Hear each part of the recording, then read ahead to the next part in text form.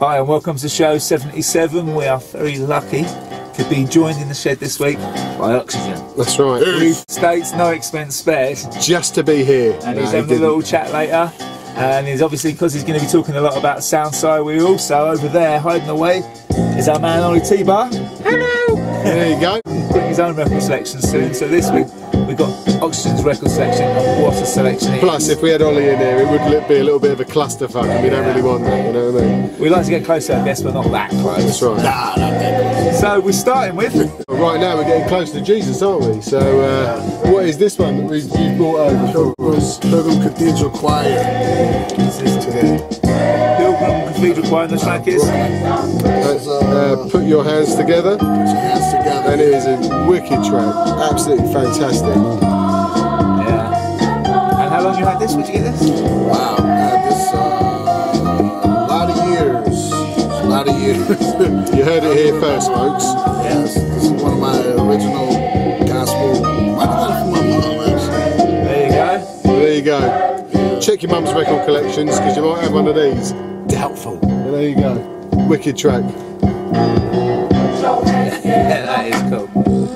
It's like Rapper's Delight. Nice. Yeah. Right, so next up we're going to go to this. Yeah, a lot of breaks in this week's show. And what's this, sir? The Old Mill High School concert band. Yeah, 1978 by Tim S. Shipley. Try and find one of these and you dare you. So you got it from a friend? Oh yeah, Virginia? my man Mordecai. Big shouts to DJ Mordecai down in VA. Yeah. Virginia, right? Yeah, right. I'm sorry. We're not local. No, it's all good. Fantastic track. We must say that we made up to talk an awful lot before this, so his voice is going a little bit. So anybody, obviously this is a bit of a tired as a shed, so anybody who was at the Bristol gig a couple of weeks ago now, and his voice was shot, sorry, that's our fault. That's right, that's right. Come and hit us in the face. We've got broad shoulders, we can take it. Yeah. Fantastic track, yeah, so it's doing the Praise label, no info on this at all. Who needs it when you've got the funk, eh? Fantastic.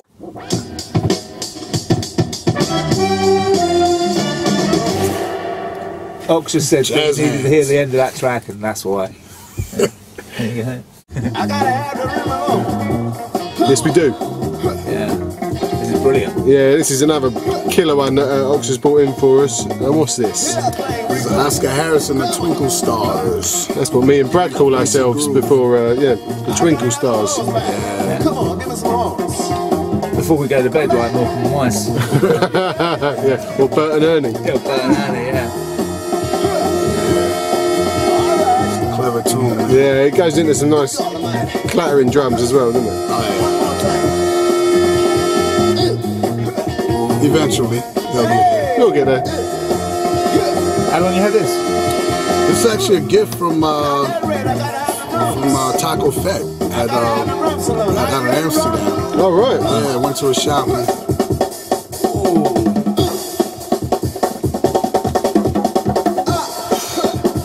Yeah, so this is, it is actually a Dutch copy as well, so. Yeah, Taco Fett and Waxwell, man. So, They're friendly in Amsterdam. yeah, they are. Depends what you're after, but yeah.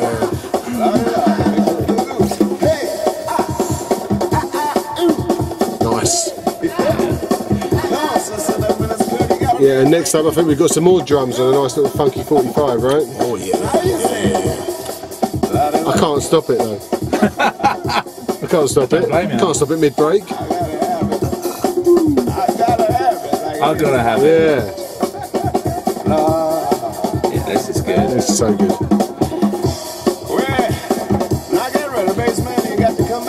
Alright, alright. From this break to this break.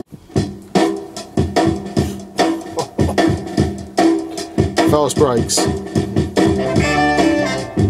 So what's this one you brought in for us? Dragged all the way over from New York. Yeah, incredible music makers. Anybody's thing. And it's on L&H Records, so it looks like a small New York Yes, thing. it's a Long Island label. Oh, really? Yeah.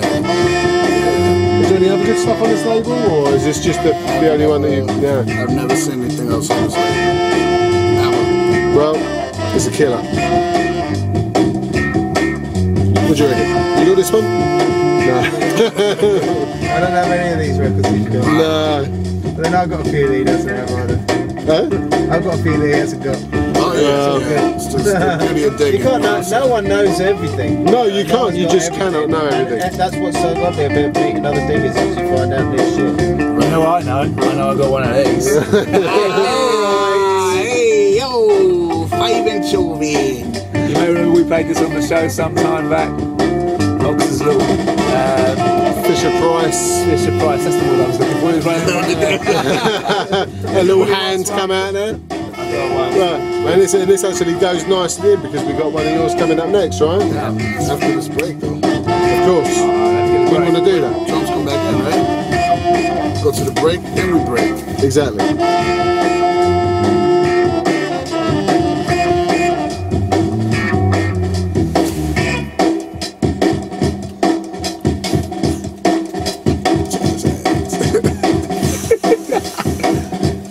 What's a break?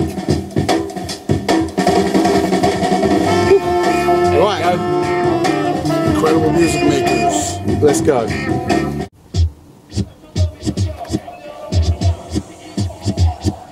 Check it out, Spock's PhD is one Yes. DJ and one confident That's who it is. MC. That means Spock's never gets PhD, higher that's than right. accurate, philosophical, the Fresh. highest This is the test pressing. concrete notes of federal.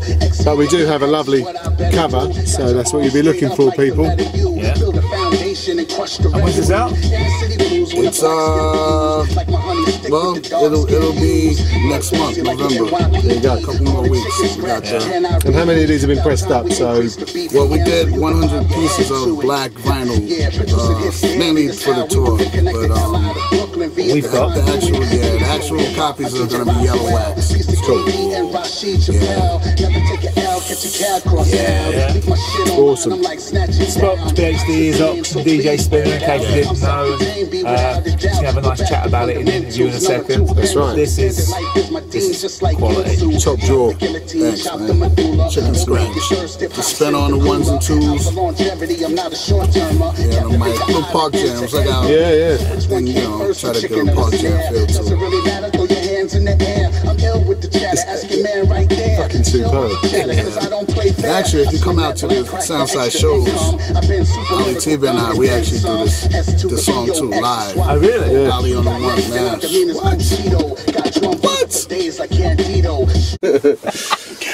Welcome to the shed.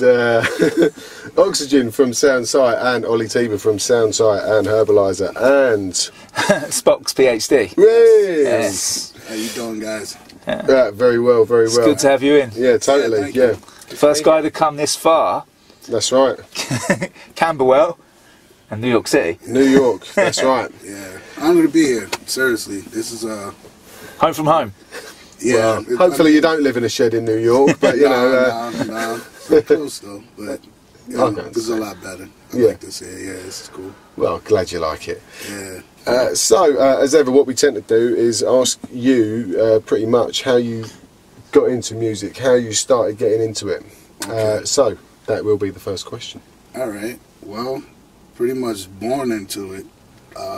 My parents, my mom, she's a pianist and she sang in the church choir. Mm-hmm.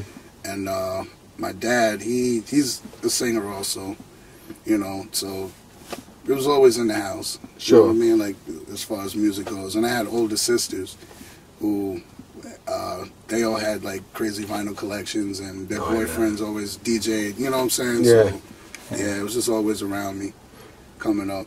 And I think you actually pointed out one of the records that you're going to play later on. Your brother-in-law was in that group. Yeah. So it does seem that Right. was it Funky Monk or something? Yeah, James Funky Monk Presley. Yeah. It's going to be good. I sang in the church choir as well as a young kid. Sure. I'm kind of proud about it, but it's a little. Yeah. It's not hip hop, but yeah, I started off singing in the church choir before my teens, and when the teens came up, that's when hip hop came in. Yeah. So around 12, 13, 14, that area, you know, hip hop really took off. So this would be the early 80s now, would it? Yeah, right. I'm talking like, yeah, between like 81, 82, Yeah. and Sure. 84, you know, like there. But I didn't start my writing until 84. Yeah. Right. That's, you know, when I started getting into the writing. But Okay. prior to that, it was mainly like playing around with the turntables, DJing a little bit. And Yeah. my cousin Vic, well, my cousin, she was married to a guy, Vic. He was one of the neighborhood DJs. So Right. I used to go to the house and just like peek at the turntables all the time, like touching them. So Yeah. yeah, So were you aware of obviously the movement that was going on in other parts of New York City Oh, at the yeah. time? I mean, were the sort of like the cassettes making the rounds? Right. Did they make them down to your neck of Long well, Island? See, right, I'm actually from Long Island, and things kind of got to us a little bit later, even though, you know, the guys from the city, Cold Crush would come out and perform. We had a town, Amityville, which is a couple of towns away, and they had the A Center where Cold Crush and, you know, all those guys used to come and do jams there in the early 80s. Right. So, yeah, it was, it got to us a little bit later. Not that much later. Yeah, not that much later. Not that much later. But, yeah, the tape thing, I kind of got into, who got me into the tapes? A friend of my sister that's closest to age with, you know, with me. This guy from the Bronx, he moved out. Chiefy, his name's Chiefy, Right. and he had some tapes that, you know, kind of got circulated around the town. So I started with that, but the radio shows, we would always tape those. Yeah. You know what I'm saying? It was a good, And what were some of the radio shows that you were listening to at the time? wow. It was Africa Islam had a show. There was a lot of shows on the station, WHBI, which was 105, like 105.9. And actually Red Alert, he had his first show there, and you know, it was Jazzy J and Zulu Nation, you know what I'm saying? Like Hank Love and DNA, and wow, just a lot of kind of late night radio shows. Yeah. But they would all come on after Mr. Magic and you know, Red Alert and those guys. They all had shows too at that time, but WHBI was probably The one. the ones. Yeah, those were really good shows back then. I bet they weren't as good as the British ones. Yeah, I heard about them. Not as Just saying, right? Just saying. I know that. I know that you were from New York and stuff, but you know, couldn't compare. They didn't have the magic that is Westwood. With his moustache at the time. yeah, or Mike Allen, you know. Yeah. So, I don't know. We tried though. We tried. well, you know, Really close. Somebody posted up like an early 80s picture of Westwood Yeah, up on recently. Facebook recently, and I was like, blimey, I know. remember when he looked like that. he looked like something out of Miami Vice, I think. Yeah. So, Or your see you know, hip hop. or your geography teacher. Somewhere in between. Anyway, so Anyway, sorry, Ox. There was a crew called Fantasy, DJ Fantasy Incorporated, and these were all friends of my sisters, and they lived kind of on the next little block, like the neighborhood away from my house. So back then, they would set up on the street and just bring out the system, and they would just jam, you know what I mean, like all night long, and the cops wouldn't bother us or whatever.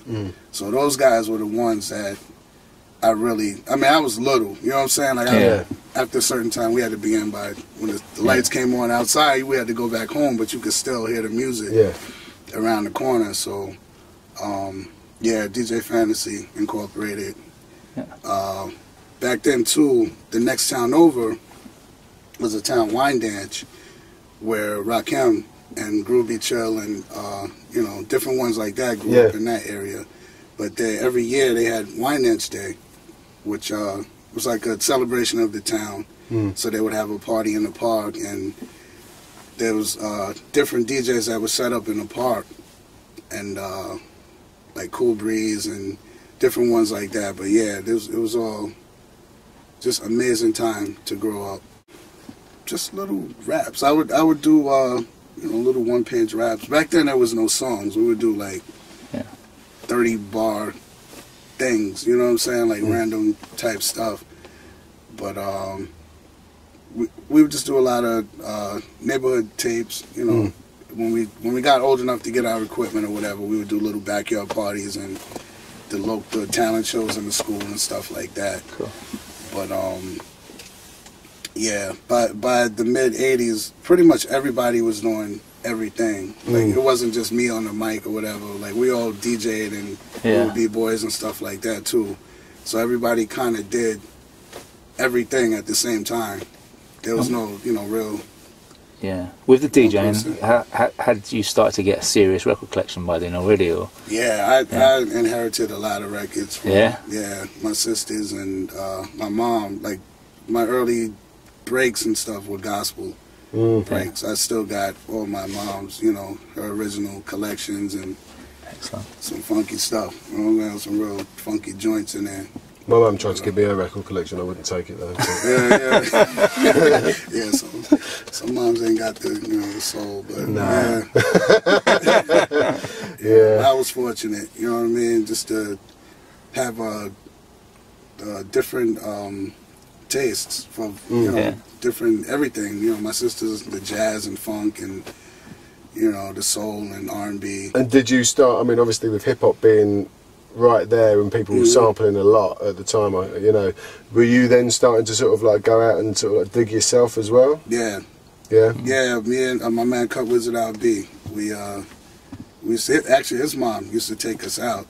You know, we started. There was actually a local record store by us, Fantasy. No, not Fantasy. I'm sorry, Paradise Records. They had a lot of things that we needed, you know what I'm saying? But we still had to go out to Queens and Jamaica Avenue, like Music Factory and stuff like that, to get like the breaks. Back then there was, you know, the compilations, the ultimate breaks and beats and stuff like that. But we would still try to find, you know, just different stuff. It wasn't just, you know, the stuff that was on the compilations or whatever. We tried to always go to the next and pick stand up up. just all kind of everything. You know what I'm saying? But but back then there was no portables and stuff like that. You kind of was like sight unseen. If you looked at it, it looked funky, you just bought it. But we got burnt a lot. So I've been there, my friend. It was a learning experience. It was a learning. But that was the fun. Third of my record collection is shit. You talk to anybody back then, it was you know, a lot of traps. Yeah, oh, totally. A lot of trap records. It's a lot easier nowadays. Yeah. Look on Discogs, listen to it on YouTube. With your phone, you can check anything pretty much, can't you? What's the price of that? No, that's the price. Yeah, that's it. You had to learn back then, so. Yeah. It was even with those records too, when you go back and revisit them. There's something. After, you know, after a couple of years, a few years, and your style and your taste. Well, when hip-hop changes its sounds, you've realised that there's other sounds that can be used instead of just the drums or just those sort of like guitar riffs and stuff. There's other things. Right. Yeah. Even talking, you know, like some talking on records, you know, you can, there's something on everything. You can find every record, there's something. My first introduction into recording, there was a local guy, LB Bad.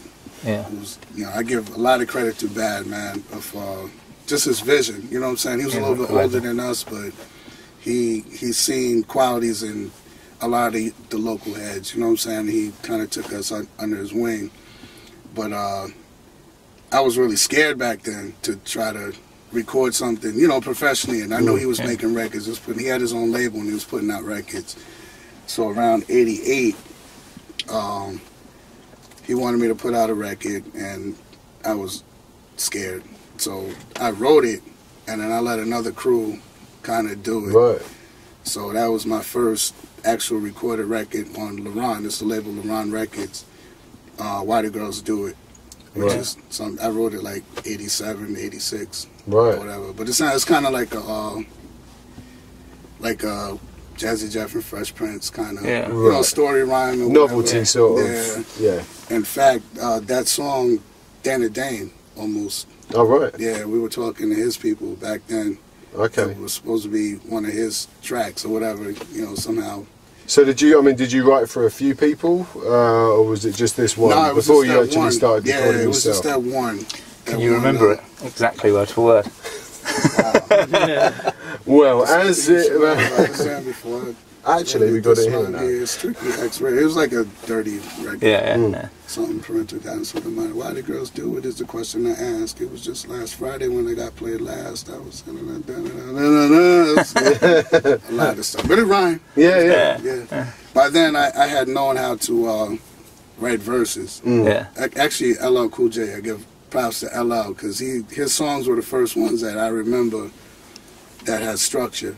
Yeah. You know, prior to that, everybody was just kind of doing little 20 bars or whatever, Yeah. and then we jump off the mic. But to put a song together, I think it was Cool J was probably the one I really started paying attention to, and how he put, you know, just phrases and things. You know what I mean? Like it was real sharp how he was doing it. So yeah, props to him.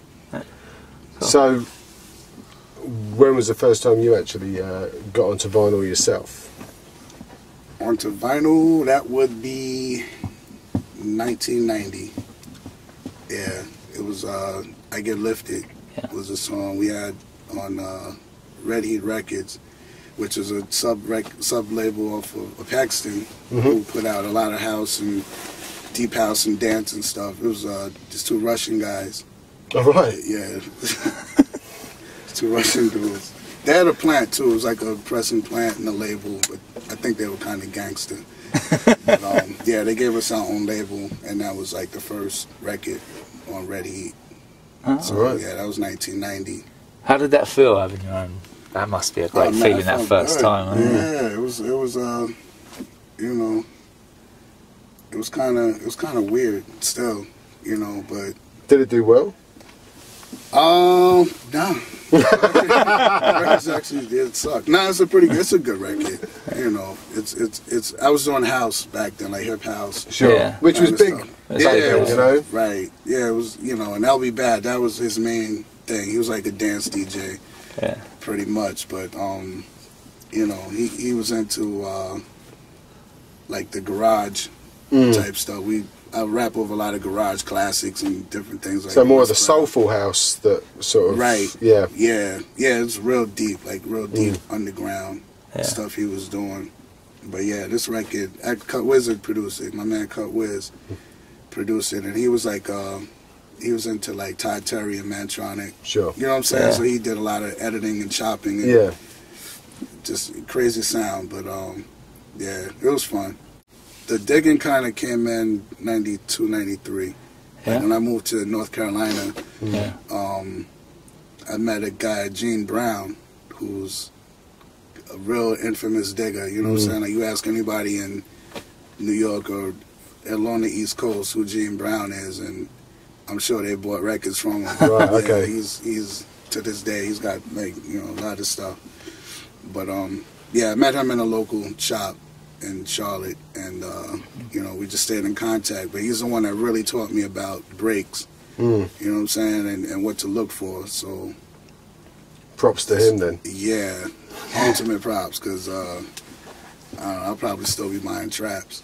Oh, yeah. Yeah. Well, still in 91, early 92, I got with DJ Smash, and it was still 91 actually, and we did Flippin' Trip, which was early 8-ball records. You know, we're doing like acid jazz and house and stuff like that.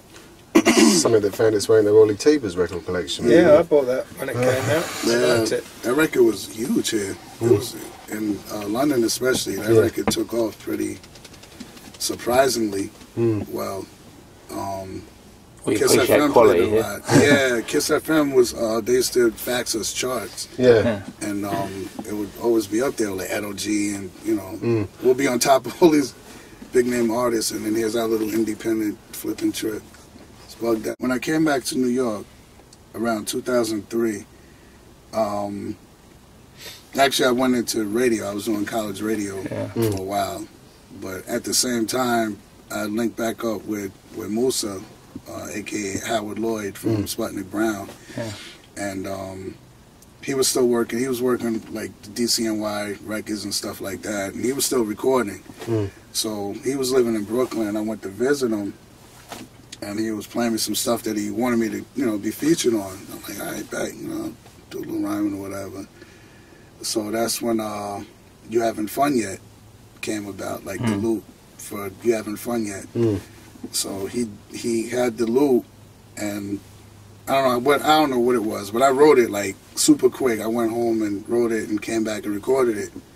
So that was kind of our first Sputnik Brown song. But I think at that time we wanted to do a project together, and the idea was going to be over all loops. So we listened to a lot of early Sputnik Brown stuff before we even kind of, you know, gelled together and got all the members. It was all like over loops.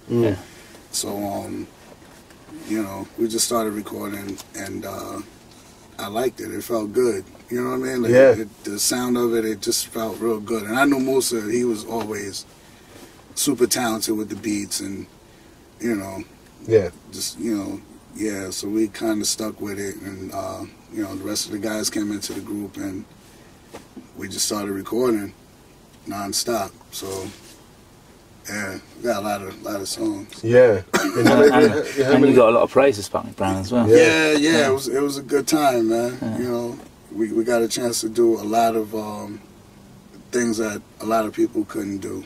Sure. You know what I mean? And we had a lot of heads behind us, like Bobito and different heads, you know, official heads that believed in us. So, yeah, that was a good platform for us by that time. How many releases were there all in all? It wasn't too many. We only did You Having Fun Yet. We were supposed to do a follow-up single and then drop the album. And that's kind of when things, you know, didn't really go our way. So we decided. But there wasn't there like a album released last year or the year before? Something there wasn't there? Right, on Diggers with Gratitude. That was some of the tracks. We did a 10-song EP kind of thing with Diggers with Gratitude. Big shouts to DWG. And that came out last year, 2 years ago, something like that. It's already hard to get hold of. Pretty well, There's none on Discogs. I tried. You're not gonna find those. They went. They came and went. So with Sputnik Brown, you did Gone Digging first, didn't you, as well? No, did that on your own? Right, that was more or less a solo. Against Houdin. We did that around 2010. I finally worked out a deal with K Prince, Koji, and BBP, and my man Jared from Big City. They funded it. You know, we all put our money together and put it out on 7-inch. So it's actually a BBP record. Right. So I'm proud of that song, man. It's quality. Thanks, man. Appreciate it. I'm really proud of that song. It was a good thing because I wrote it while I was digging. So, you know, me and Dean just digging and hitting spots in the city. He came up from Texas, and we just. Are there any spots in the city left? Nah. That's why that song is so important. I couldn't write another one if I tried in New York City. Like it'll be one verse. Like 2 bars. But I mean, there's some popping up. There's a couple, but it's not ever going to be like it was. You know what I'm saying? It might be, but right now, no. I don't think there's ever going to be anywhere that's like it was. How did Spock's PhD come about? Spock's PhD. With Mr. Spinner himself. Yeah, that was actually a spin-off of Sputnik Brown. After Sput kind of disassembled or whatever the word is, I was about to quit. And I told Spinner, you know what I mean, like, I'm done, you know what I'm saying? But he still had this notion that he wanted to feed me beats and, you know, he had ideas or whatever. But I had written it off. He was like, no, just try it, just try. So he made 4 beats and he sent them to me. And they were just freaking amazing. Actually, one of them was Brilliance. The loop for which Brilliance. We have it here. And you know, we just started doing songs. So we've been actually it's been a few years now. We've been just laying down tracks. But an album is coming. You know, Yeah. I know people are waiting on an album, but it's in the process. yeah, it's pretty much done. We have we didn't intend to put the 7-inch version of Brilliance on the album. We wanted to do a live one Yeah. with the band, and we're working on that, and that's actually set to be our first video. So we're gonna record it as we Brilliant. record it. So yeah, but yeah, working with Spinner is amazing. He seems like a Spinner. genuinely nice guy. Yeah. Man, Yeah. Spinner, that's my He brother seems- for life. For Yeah. life, I love Spinner. Yeah, but he's just hard to get still. Yeah, boy, It's hard to Yeah. lock this man. busy guy. He's always busy hanging out with Stevie Wonder. Yeah, and stuff like that. Yeah, he's a very busy guy. Yeah. But you know, we still get things done, which is Yeah. it's been a blessing. I can't say Yeah. his words can't express. You know what I mean? Yeah. For him to just take me under his wing like that is it's pretty How long cool. have you known him, just out of interest? Just since Sputnik Brown. Oh, really? Yeah. Okay. He was introduced to us by Sucio Smash, Yeah. and yeah, he just it's been a blessing, man. Yeah. Yeah, Cool, man. can't say much more than that. And talking of blessings, Mm-hmm. let's get on to the UK-USA supergroup Yeah. that is known as SOUNDSCI. How did this go? Let me sit up in my chair. Ollie? Well, yeah, I'll start things off because Ox came in at a slightly later Yeah, stage, yeah. but basically, It's on his lap now. in around 2003, I think, I was still doing the Herbalizer, and the Herbalizer was still doing really well. We were doing lots Yeah. of shows, still selling quite a few records, and had a lot of DJing.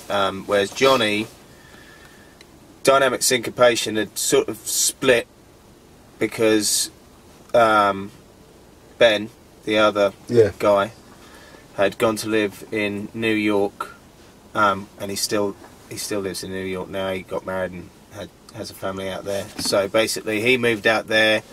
Johnny started to train to become an electrician, and decided to get a proper trade. job instead of relying on the music industry to make a living. Yeah.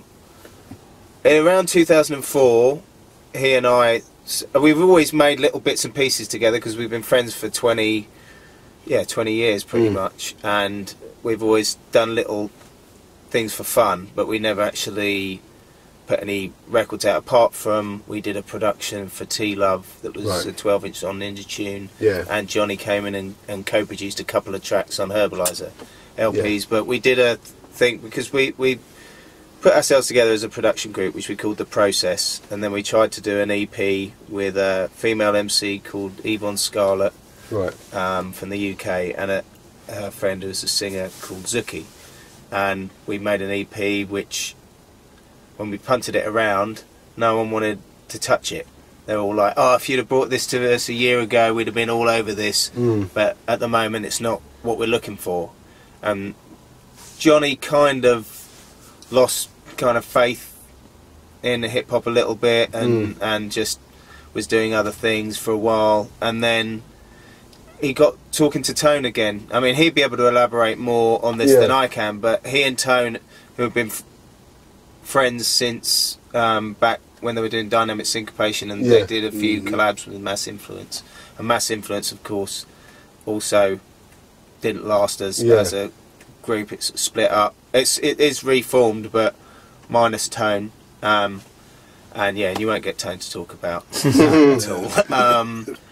And I don't know enough to really elaborate on what happened. But basically, he and Tone, Johnny and Tone, started talking and just decided to do a few bits and pieces. And then when they had a few tracks together, they started talking about making a kind of EP. So then Johnny invited me in to co-produce on a couple of the tracks, and Tone invited you, George, who was just a friend of his from Atlanta, Right. who happened to be, he used to be part of, was he part of Science of Life with John Robinson? But he's done a lot of work with the Hemispheres, of course, that's it, and he did good friends with John Robinson and these kind of guys.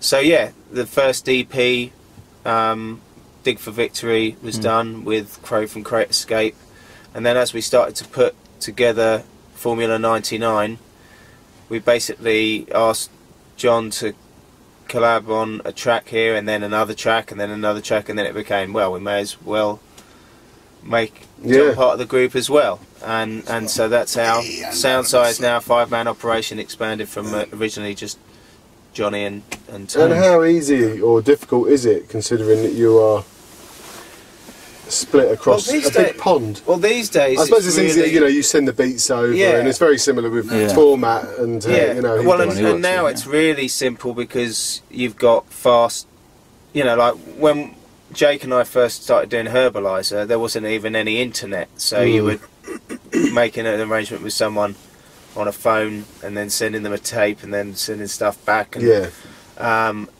of course we would try and, if possible, always get someone in the studio if they were coming to the UK. All the stuff we ever did with Gene Gray was all done in London, and yeah, so these days it's really easy because we use Dropbox with, and you just pop it in the Dropbox, and it takes like 5 minutes to upload, and then John can be listening to it and contemplating rhymes, and so you can get it done like really so much quicker. I mean, we work pretty fast actually, all things considered, and it's cool. The tricky thing, of course, is now we want to take this on stage, we want to take this live, which is a little trickier with half of the band being on one side of the water and the others being on the other half. So we're working that out at the moment, but we've just done a couple of shows, Brighton and Manchester, and they went down really well. Hopefully, you know, we'll build SOUNDSCI up, and we will start to, you know, we're talking to Mick Fresh, you know, from Nottingham, Mick from Nottingham. Blue Eyes, what up, Mickey Blue Eyes, that's the man, and he's, you know, we got him on board. He's seen what he can make happen. But we want to try and, you know, maybe if these guys can stay out here for an extended period, try and get on some support slots of bigger acts, things like that. Because it's the show that, particularly, you know, anyone who's likely to be going to see something like Master Ace, who was just here, if we were on that bill, they would see SOUNDSCI and they would love it. Of course. Because a lot of the time you get some second-rate MC who might know the US agent or something who comes across and does it, and so the 2 albums are brilliant. Fantastic, brilliant albums. Well, we try to keep, we're very hot on making sure the quality of the stuff is, there's no filler, that everything is really, you know, the gatekeeper Johnny Cuba, his quality control is very strict. Don't even get me started. Good God. Stories on big shouts to Cuba, man. But there's an intelligence to it as well. That's what's nice. It's not trying to get with a scene or try and be like a sound that's out there at the moment. It's just you know. And we're not trying to be retro either. No, there's a lot of dudes who are trying to make records that sound like they're from '91 or '92. But that's not what we're trying to do at all. We're just trying to. Well, we're making records the way we know how to make records, which is to sound by like digging and chopping and but we want to keep that art form alive, and the only way you keep it alive is by moving it forward. It's like a shark. It stops moving, it dies. But and it's true. And if music stops moving, it does die. If it stays stuck in, we're trying to make it sound this way, it's only right if it's done this way, that's not a way for music to grow. These days it does feel like the indie scene is getting back to, people are starting to dig again and chop up breaks and get busy with their samplers. Even some of the pioneers like Pete Rock. Of course, that's right. A lot of these guys are coming back to those, you know what I'm saying? Well, you can't just put it to bed, can you? It's something that makes you tick. So you can, like you say, you can start a family, do that like that, but you're gonna have to go back to what you love at the end of the day. And if that goes into making the music as well, so be it. Well, let's face it, the quality of beats in a lot of mainstream hip hop is rubbish. It's rubbish. I mean, it's.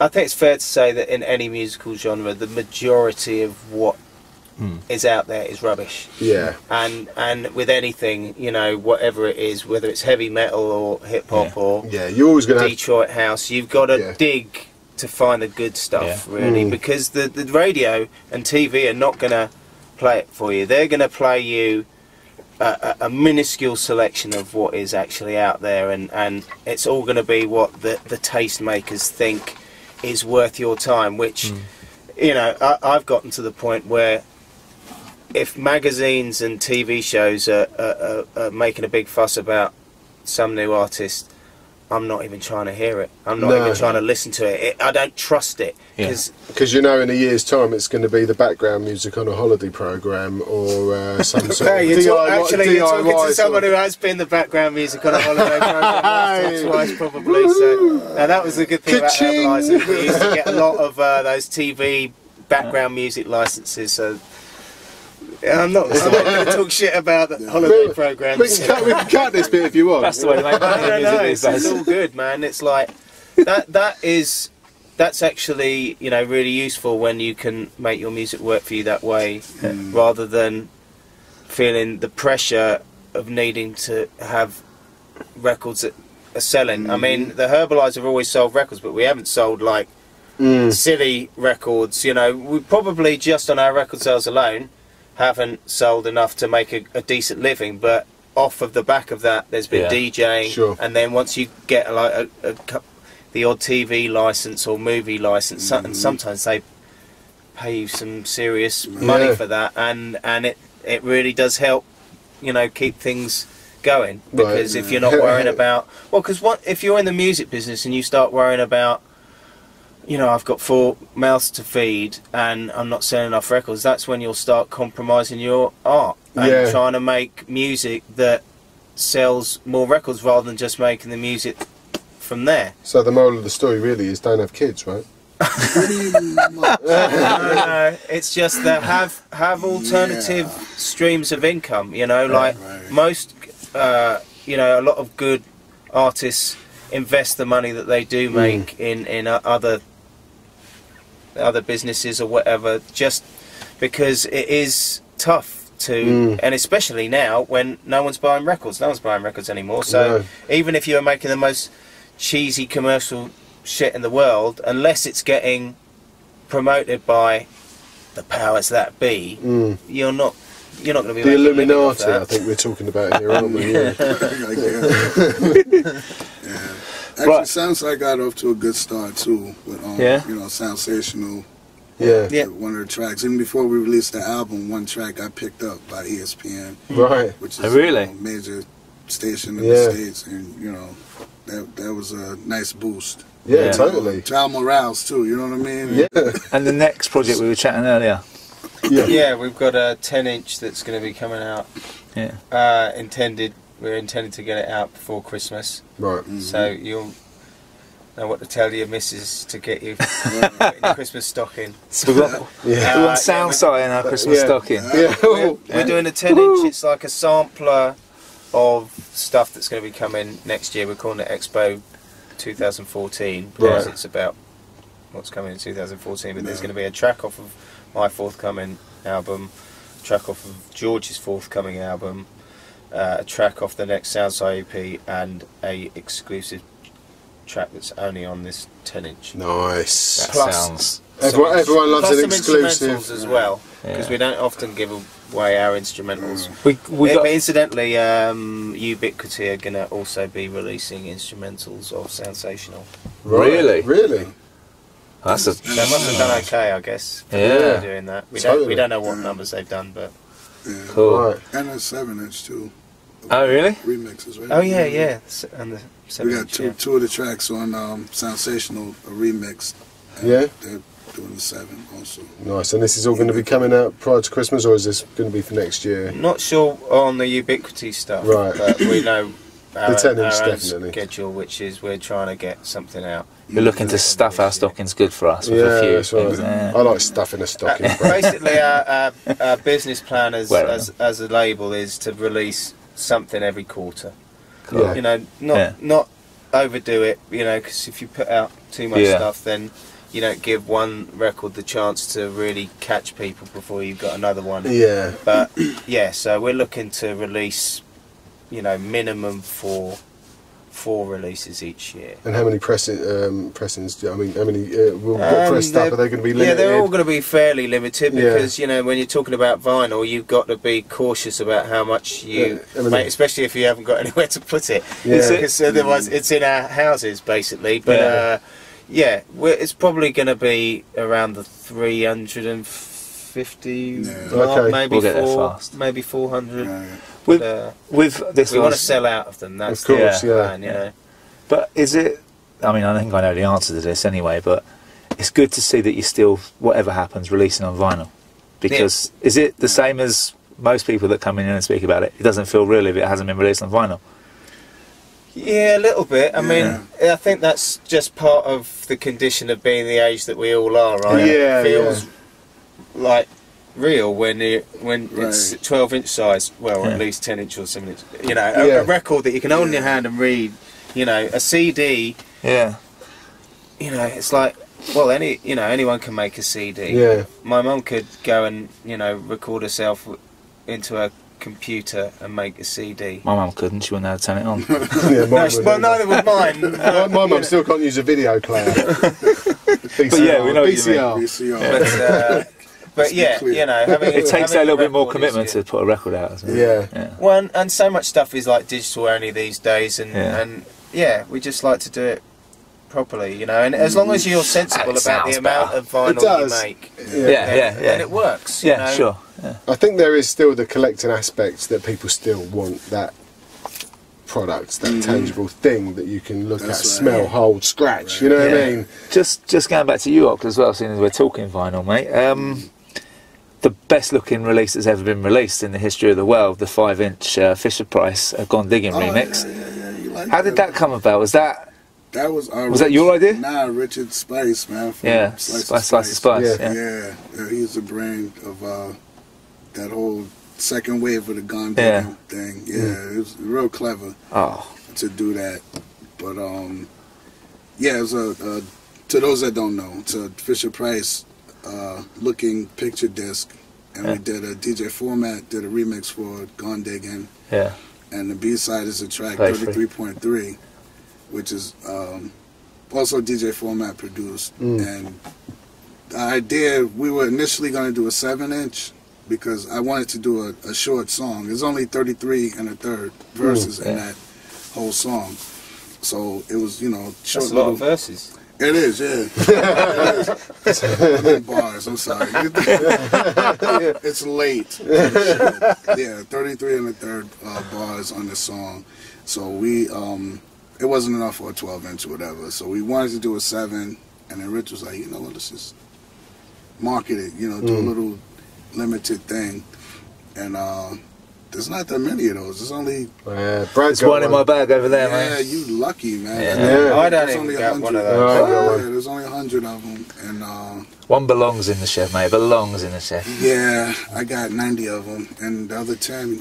It won't stay in the shed long if I see it.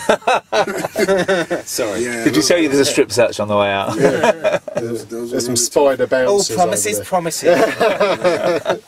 Really, really tough little item to get. So, if you're lucky to have one, lucky enough. More power to you, man. Props. We've played it, haven't we? Yeah, we played it on the show. Played it on the show. Give you love, mate. Thank you, man. We're excited about you coming over. Totally. Yeah, we've been talking about it for months. Yeah, I was dreaming about it. Was it all he lived? Was it all? You've made it when you come to the shed. When you come to the garden shed. If you come to the UK and you're not in the shed, we're good to you. Yeah. Kill yourself. Yeah. They're all wanting to come over now. Yeah. And Ollie's coming back in. Yes. No doubt. Yeah. Excited about that. Some records next time. Yes. And get into some serious history. Talking. Yeah. Right. Excellent. Well, honestly, chaps. Good luck, chaps. I don't think you'll need it. The quality of the music speaks for itself. Yeah. Thank you. Appreciate it. Yeah. Should we play some records? Man. We work really hard. Yeah. It's easy, but we work hard to make sure You know, No Sleep Nigel too. Big shout to Yes. You know, that's who you got to get in here, man. We want you in the If shed, No Sleep Nigel. If you can coax him out of his hermit's cave. Yeah. Well, maybe we could go to him. We'll go to him. Wasting in the the treats from studio. outside the window. And he's like, Yeah. No, God, the stories that Yeah. he would be able to tell with the people that he's worked with. Would just be because he's worked with everyone. Yeah. You know. But honestly, really significant UK artists. Oh, every time you see an all work interview with with a UK artist, they talk about No Sleep Nigel. Yeah. There will be no. There will be no. We are trying. Sound. We're trying. About him. Yeah. There's, amazing. Brilliant. Amazing. But yeah, appreciate you guys having. No, thank you for coming. Yeah, thank you. Honestly, it's been all the way from pleasure. New York City and Camberwell. Yeah. Yeah. Cheers, fellas. Let's play some Nice one. records. Let's do it. Thank you. Woo! Wow, what an interview that was, eh? So, you're going to go right into some SOUNDSCI. Yeah. One of your favourites, right? Oh yeah. Get Even. The whole album's my favorite, but this special tune right here. It's Get Even by SOUNDSCI. The Soundsational album. Yep. Ubiquity Records. And look at this handsome bunch of men on the back there as well. Apparently this one's a cardboard cutout. My teenage crush, the first shorty that gave me George. Cardboard George. Shout out to Cardboard. Cardboard George. Your number, for real, you converted me to a man from a loner. Your whole aroma had ox in a coma, but things changed. You went from innocent to militant. It came back with sweet love to kill a sin. I was confused and got used at the same time. So who came out with these samples? Who came out? I mean, was it a joint effort or? Yeah, I'm a sucker for love. It was me. I got the. Should I be? Nah, Keep your head up, man. There you go. This one, come on, laying flat in the coffin. It's me. See, I'm not tall enough to be in this picture. Yeah, a little stool for you. Basically, yeah, I bought they brought out a compilation on Love and Hate of all of the Mike and Sensation stuff, which I bought just because I was interested in it. When I got it home and I was listening to it, I was like, damn, every one of these you could make something with. So I think I made a couple of roughs, and I said to Johnny, let's try and do this as a project, and either get Ubiquity's permission to do it, or even better, offer them the opportunity to put it out. And we were just thinking we just do a 4-track thing, which is what we pitched to them. And when we sent them the 4 demos we'd done with vocals on and everything, they were so into it that they were like, no, let's do 10 tracks. So and that's what we have. That's a cracking track here. Goodbye. Ollie Teeba, everybody. Yay! Woo! We're so small. All of this album is this standard. That's it. As is the first album. And then the EPs. Wait, I see it. If you are not into SOUNDSCI yet, get into it. SOUNDSCI is. And you always get the lyrics. Because you want those. You want that. Let me give you a twist. Yeah, people don't do enough lyric sheets in LP. With huge shout outs to everybody, every record, every radio station, and Yeah, but never the lyrics, you know. Alright, for some rappers it's not, their lyrics aren't worth reading. A lot of MCs, a lot of These records ones I are. bought, I've always wanted to look at what the lyrics are instead of just trying to work them out. And stay out. They tease them constantly. The butt Right. all jokes. we're going to go back to some of this man's digging acquisitions. Dusty Fingers.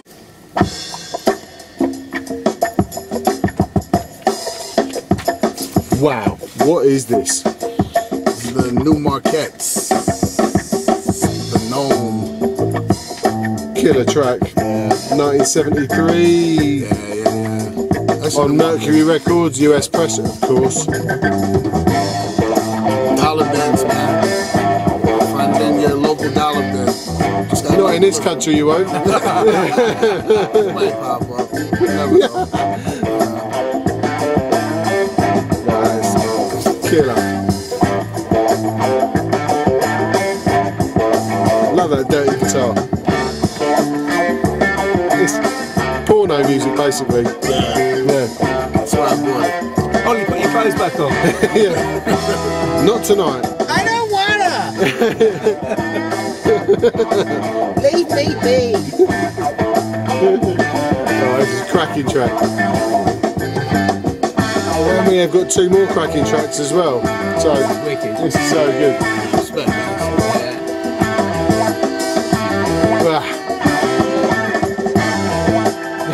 You just want to play them all, you can't usually be like, yeah, whatever, let's get it off, you know what I mean? That's not in any way to disrespect any No.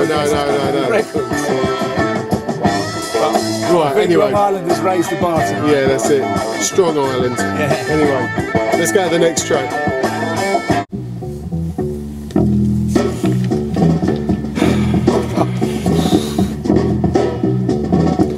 We don't really have a break in a week because every track's had a wicked break on it. But this is Wearyland Singers. Wearyland Singers on the album Guide My Mind on Timothy Enterprises Incorporated. And this track is If You See Me Doing Wrong.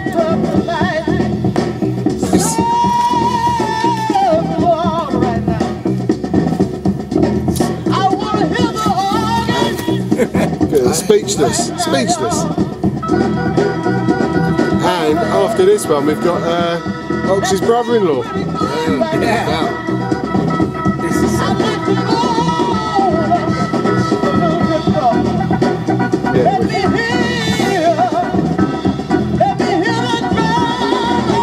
Let me hear the drummer.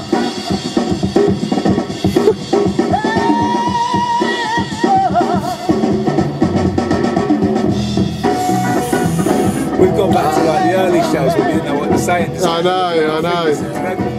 Unbelievable. Fantastic. Right, well, let's go to our last track of the show, and it is a freaking stormer, and this is brother-in-law. So there we go. Brad didn't get to clap his hands. This is awesome. Yeah, Ox's brother-in-law. And we can point him out. He's this chap here, right? And he's Shouts to James Presley, Funky Monk. Is he still your brother-in-law? Yeah.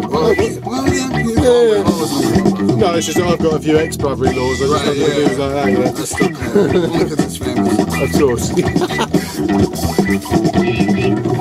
So this is, you said this was a band from Long Island? Yeah, local Long Island band, Premonitions. So Bunch of good. young kids, you know what I'm saying? Just jamming. Yeah, it's awesome.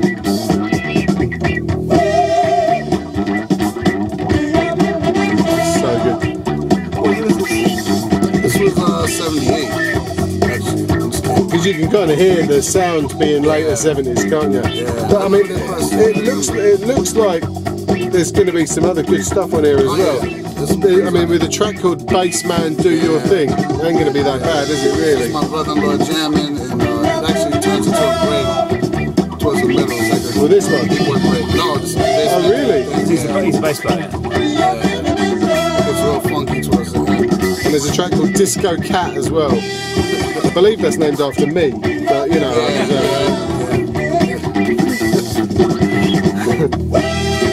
Wicked track. What do I say? I guess a massive thank you to Ox and Ollie Teeba for coming into the shed. Yeah, he's waving down there. CRS, baby, CRS. Yeah, there you go. No, it's been an absolute pleasure. Appreciate it. No, pleasure's all out. Honored. I've been in the shed. I made it, mama. Yeah. It doesn't get much better. We told you Milk Crate would get him in for you. Shouts to Milk Crate. Yeah. Thank you so much. Yeah. Make sure you buy the SOUNDSCI stuff if you haven't already. Yeah. Make sure you check out the Spunks BHD stuff and everything else we spoke about tonight. Yeah, totally. Thank you very much. We'll catch you for a much shorter show next week. No doubt. Thank you. Peace, yo. Zulu Nation, what up? Yeah, 40 years.